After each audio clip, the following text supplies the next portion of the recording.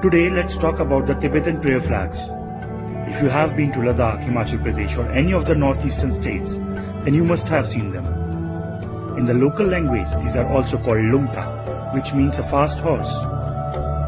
A Lungta has 5 colors in it. The blue color represents the sky, white represents air, red represents fire, green represents water, and the yellow color represents earth. A prayer is written on these flags, Om Mane Padme Hum, in which Om means purity of body, speech and mind.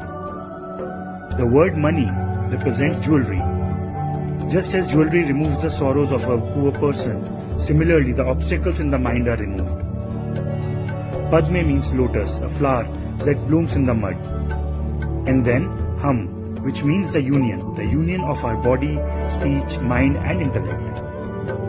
So if you also have some Tibetan prayer flags with you, then you should install them in such a place through which air comes to you, like windows, doors, motorcycle handles or the front of the house.